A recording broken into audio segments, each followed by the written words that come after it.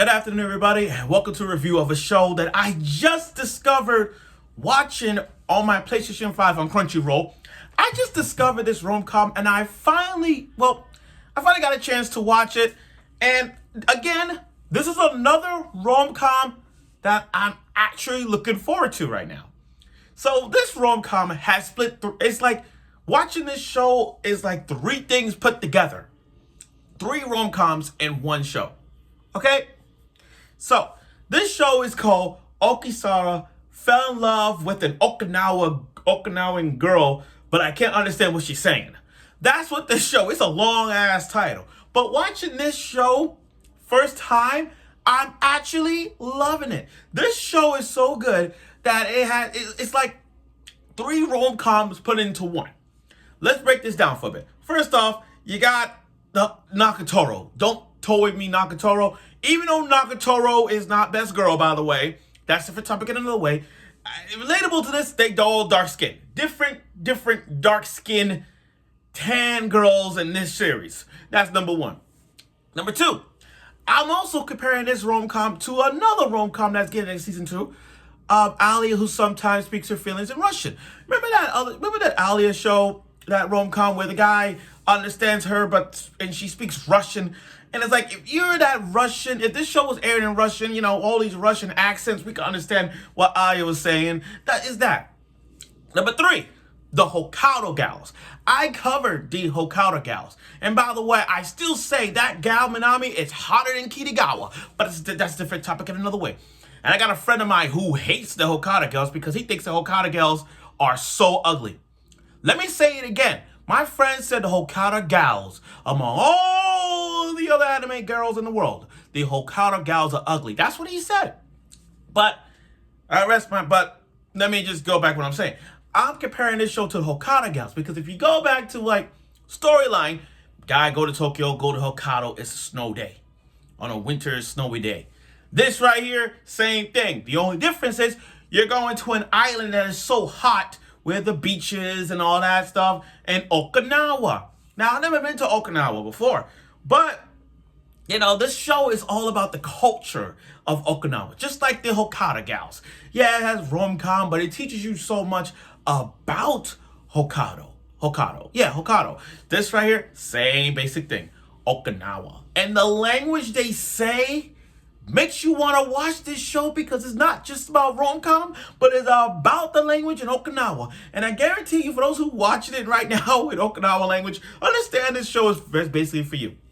So without further ado, let's get right to the review of Okitsura Fell in Love with the Okinawan girl who can't understand what she's saying. It's a long name, but we're going to go by Okitsura because that's a long name.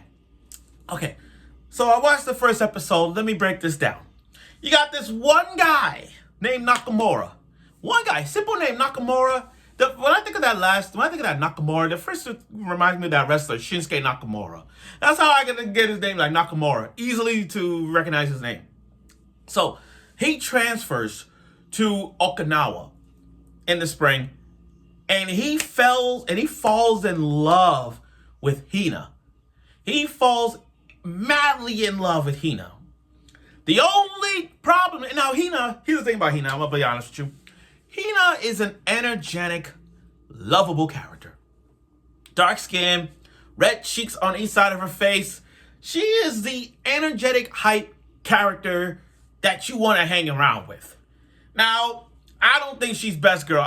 Look, I understand it's the first episode. It's going to be some time. But I'm looking at Hina and I'm like, you know, given the fact that she has this Okinawan accent,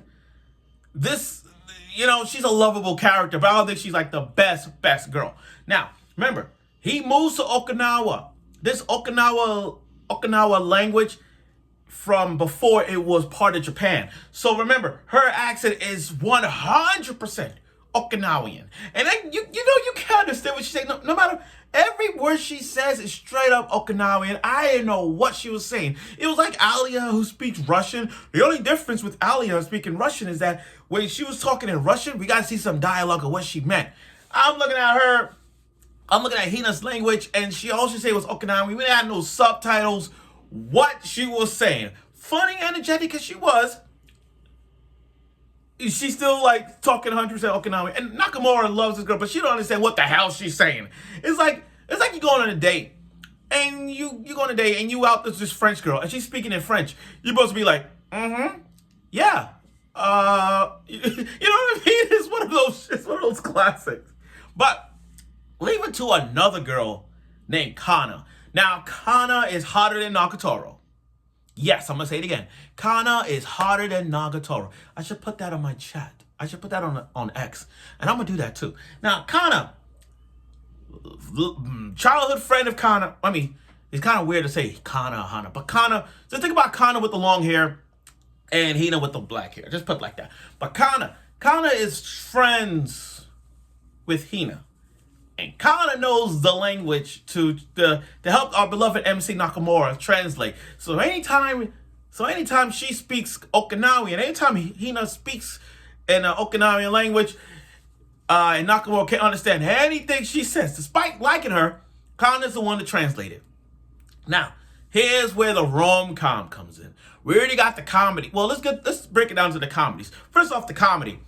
This show is so funny that you gotta be careful. Watching this first episode, you have to be careful what you say in Okinawa.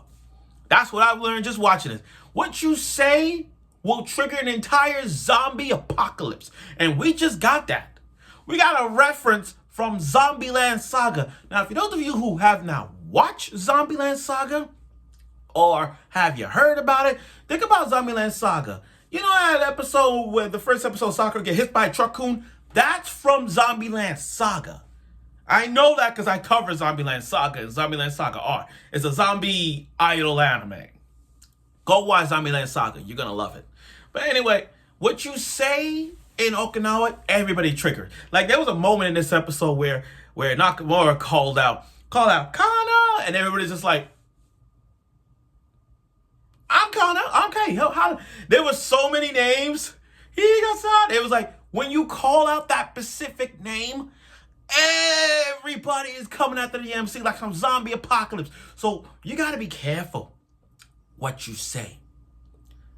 When you say like Higa-san, and everybody's just like, oh, I'm Higa. Which Higa you talking about? Me. There's a lot of Higas. You got to be careful what you say. And then when you call out Kana, everybody just like triggered. The people, even the dogs, was triggered. Like, say the name.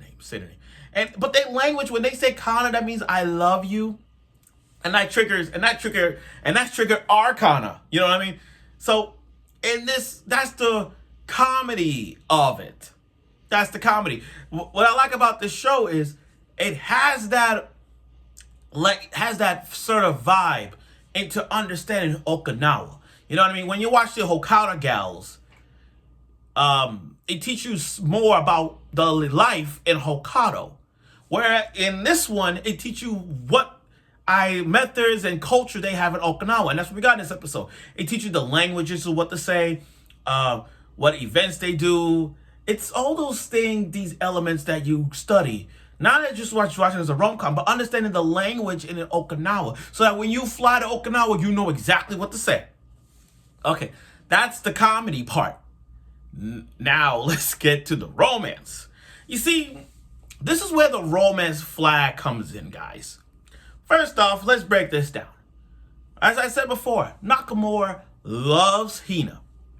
Loves Hina, by the way.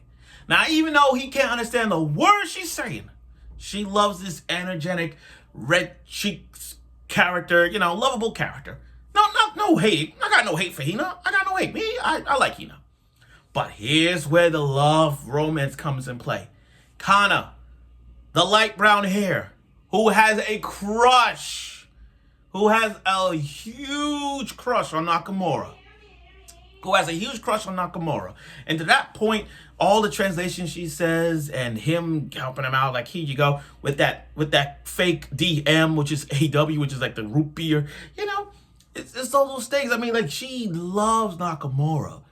I mean, there was a scene when they gave out sugary donuts, and she was too shy to do it. Like, all those rom-coms where they're too shy to give out their sweets to the MC. That's what she did in this one. But again, this is one of those, like, Nakamura loves Hina, but she loves she loves Nakamura. So it's like, okay, I see where this is going. I see where this is going, guys. I mean, we already... The writing's on the wall with Hina. The writing's on the wall with Nakamura. The writing's on the wall with Hina. It's just that Hina's one of those girls where she's like all energetic and doesn't even realize that that she's in love, that Nakamura loves her. And Nakamura, basic black-haired guy who goes from Tokyo to Okinawa, doesn't even have a clue that Kana has a crush on him. So like, oh my God, we are living in a what if type vibe. But this is like one of those rom-coms where one loved the other will love the other. Now, I do like the opening, the ending of it, because the opening and ending showed us all the characters, all these other dark skin type tan characters. It's not just one tan, it's like multiple different tan like characters with different hairs, different tan like. I mean, how can you not hate this show? I can't hate this show. This show is freaking funny to me. And the thing is, this is Okinawa. They're in the beach in the island. So when there are beaches like this, we're bound to have a beach episode.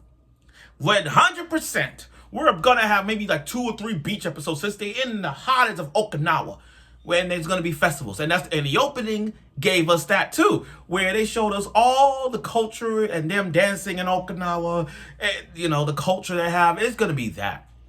But overall, though, first episode, I love it. I mean, for a rom-com like this to go like, not only having, you know, this kind of Hina love triangle vibe, but it also gave us more to talk about the culture that is Okinawa. And just like the Hokkaido gals in the cold climate of teaching you things in Hokkaido, this right here teaches you exactly the language and the culture they have in Okinawa. So I like how they put the rom-com in the perspective of the language and the events that's going on in the islands. Makes you want to go to Okinawa. Maybe it must be want to go too.